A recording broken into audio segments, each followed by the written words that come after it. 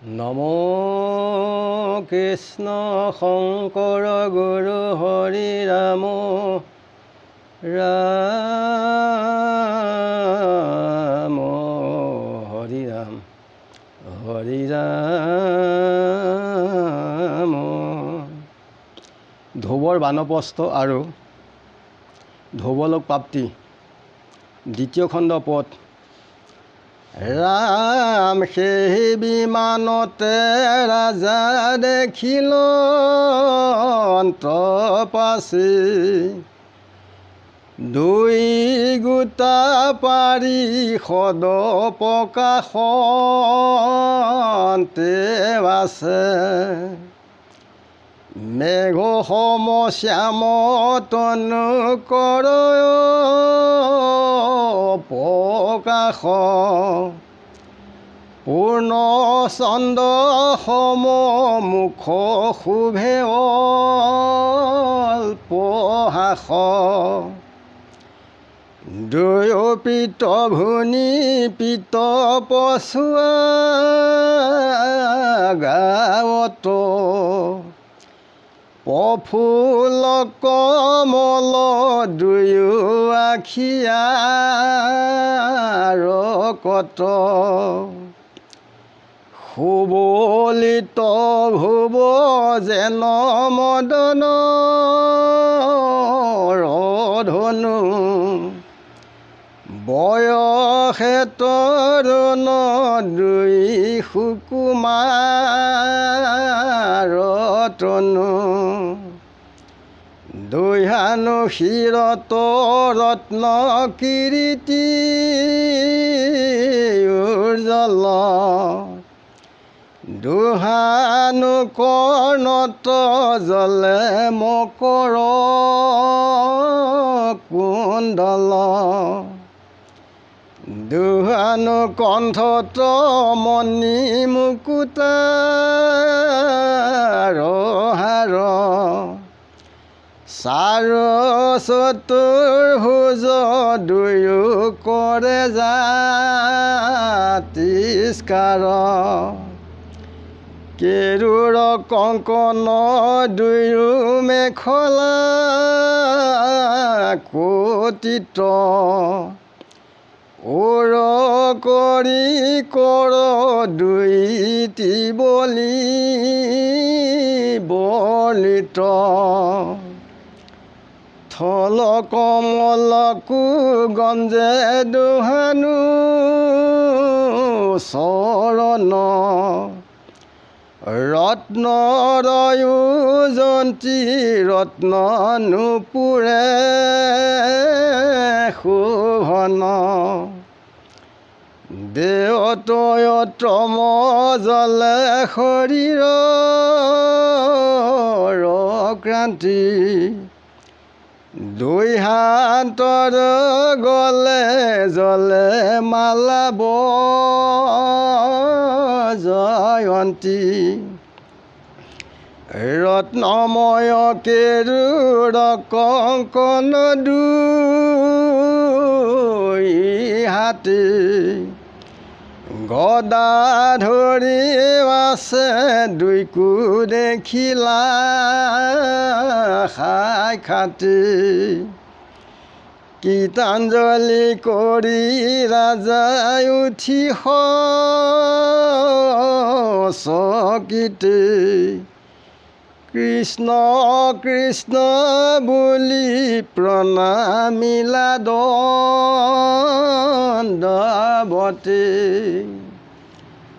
নমস্কাৰ কৰি উঠি কৰি গীতাঞ্জলি, অৱনত ভাৱে ৰহি আছে মহাবলী।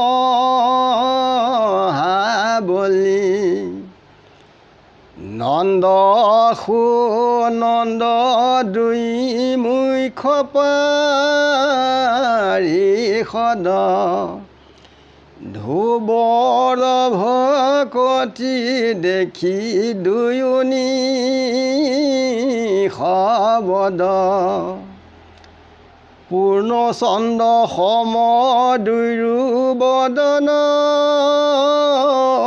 প্ৰকাশী নিপতিক সন্মুধি মাতন্ত হাসি হাসি শুনা সাৱধানে ৰাজা কৃষ্ণৰ সন্মত জানিল কৃষ্ণৰ তুমি একান্ত ভকত কিনো মহাভাগ্যৱন্ত তুমি মহামতী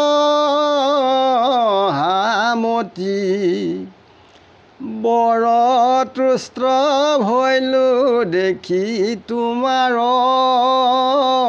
ভকতি পানী চবৰি সতে তুমি জাকয়া ৰাধিলা পৰম প্ৰসাদ পদ যাহাত লভিলা কোটি ব্ৰহ্মাণ্ডৰ যিটো নাথ নাৰায়ণ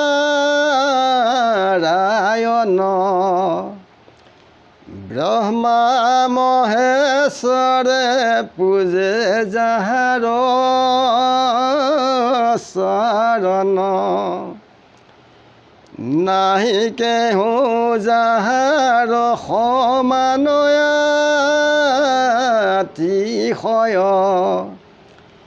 কোটি ব্ৰহ্মাণ্ডকো যিটো সৃজয়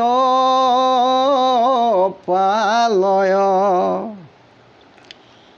আনে নিজ ভিতৰ বুলি জানিবা আমাক আশী হৈল মহাৰাজ তোমাক নিবাক ব্ৰহ্মাদিৰ পৰম দুৰ্লভ যিটো থান যাক নয় দেখে ইন্দ্ৰাদিও দেৱগণ বিষ্ণুৰ পৰম প্ৰিয় প্ৰিয়তম থান বিষ্ণু বিনে তাৰ অধিকাৰ নাহি আন চন্দ্ৰ সূৰ্য গ্ৰহ ঋক্ষ তাৰা গণযত যাক প্ৰদক্ষিণ কৰি ফুৰন্ত সতত তোমাৰ পৰি বংশে নয়ো দেখে যাক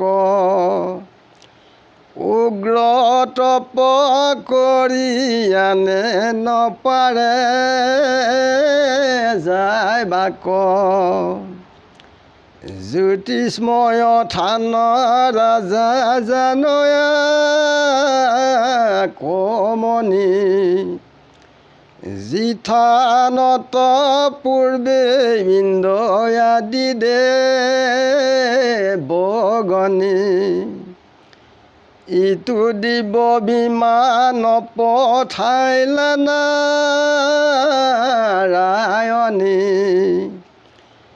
আমিও আহিলো ৰাজা বেহি প্ৰয়োজনী সতৰে নিপতি আহি উঠাবি মানত সুখে থাকি উকোৱাসী বিষ্ণুৰ থানত তোলৈ বিনাশে যাৰ নাহিকে বিনাশ ইথাৱতে ৰাজা সুখে কৰিও নিবাস এই বাক্য বুলি মন ভৈলা দুইজন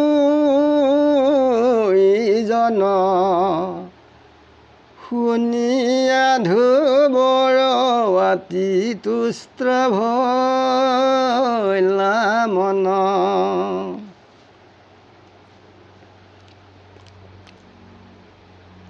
বিমান লৈ পেলাই পাৰিষদ দুজনে ধ্ৰুৱ ৰাজাক নিবলৈ আহিছে। ধ্ৰুৱ এটাৰ পৰাই দেখা পাইছে তেখেতৰ শ্যামবৰ্ণৰ শৰীৰ, পূৰ্ণ চন্দ্ৰৰ সদৃশ মুখমণ্ডল আৰু সঘনে তেখেতসকল হাস্য কৰি থাকে। দুয়ো পিঠ ভুনি আৰু গাঁৱত পচোৱা আছে। প্ৰফুল্ল বদন আৰু পদুম ফুলৰ দৰে তেখেতসকলৰ নয়ন। আৰকত ভৌৱলিত এই ধ্ৰুৱ মদনৰ দৰে ধনু। বয়সত তেওঁলোক তৰুণ আৰু সুকুমাৰ। দুয়ো শিৰত ৰত্নৰ কিৰীটি আছে, দেখিবলৈ বৰ উজ্জ্বল। দুই কৰ্ণত মকৰ কুণ্ডলে জিলিকি আছে আৰু কণ্ঠত মুকুতাৰ হাৰ মণি আছে। চতুৰ্ভুজ শংখ চক্ৰ গদা পদ্ম জাতিষ্কাৰ কৰি আছে। কেৰুৰ কংকণে হস্তত আছে আৰু মেখলা কটিত বন্ধা আছে। আৰু তেখেতৰ হস্ত দীঘল উৰু কৰিকৰ আৰু দুয়ো ত্ৰিবলি বলিত যে থলৰ পদুম ফুলকো চেৰ পেলাই তেখেতসকলৰ চৰণ পদ্মই ৰত্নৰ ৰুজন্তী নপুৰে চৰণত শোভাবৰ্ধন কৰিছে। আৰু তেওঁলোক দেৱতকৈও উত্তম শৰীৰ জিলিকি আছে। দুহানৰ গলত বজয়ন্তীৰ মালা আছে। কেৰুৰ কংকণে তেখেতলোক দুইজনে নন্দ আৰু সুনন্দ গদা ধৰি পেলাই তেওঁলোক ৰৈ আছে। তেতিয়া ৰজাই দেখা পাই পেলাই তেওঁলোকক দুই হস্তেৰে তেওঁলোকক প্ৰাৰ্থনা কৰিছে আৰু কৃষ্ণ কৃষ্ণ বুলি দণ্ডৱতে তেওঁলোক সেৱা কৰিছে। নন্দ আৰু সুনন্দ দুয়ো কৃষ্ণৰ মুখ্য পাৰিষদ। ধ্ৰুৱৰ ভকতি দেখি পেলাই তেওঁলোক বৰ সন্তোষ হ'ল আৰু হাঁহি পেলাই ধ্ৰুৱক কৈছে যে তোমাৰ ভক্তি দেখি আমি বৰ আনন্দিত হ'লোঁ। তুমি মহা ভাগ্যৱন্ত যে বৰ্ষত তুমি মাতৃৰ বাক্য পালি ঈশ্বৰক আৰাধনা কৰি পৰম পদ লাভ কৰিলা। যে কোটি ব্ৰহ্মাণ্ডৰ ঈশ্বৰ ব্ৰহ্মা মহেশ্বৰেও তেখেতৰ চৰণ সেৱা কৰে। এই কোটি ব্ৰহ্মাণ্ডত কৃষ্ণই স্বজন পালন কৰে। আমি সকলোৰ আমি দুইজন তেখেতৰ কৃষ্ণৰ ভৃত্য এই বুলি নন্দ সুনন্দই কৈছে, ধ্ৰুৱক কৈছে যে ব্ৰহ্মাই নাপায় এনেকুৱা দুৰ্লভ পদ যে বিষ্ণুৰ বাহিৰে এই থান কোনেও পোৱা নাই। যে সূৰ্য চন্দ্ৰ আদি তাত সকলোফালে প্ৰদৰ্শন কৰি থাকে, তেনে থানত তোমাৰ বংশৰ কোনো লোকে পোৱা নাই। আৰু আনিও এই জ্যোতিষ্ময় থান কোনেও বৰ্তমানলৈকে পোৱা নাই। যে তুমি সেই থান পাইছা কৃষ্ণৰ কৃপাত। তাতে থাকি তুমি বিষ্ণুৰ থানত থাকি তাতেই সুখভোগ কৰিব পাৰিবা।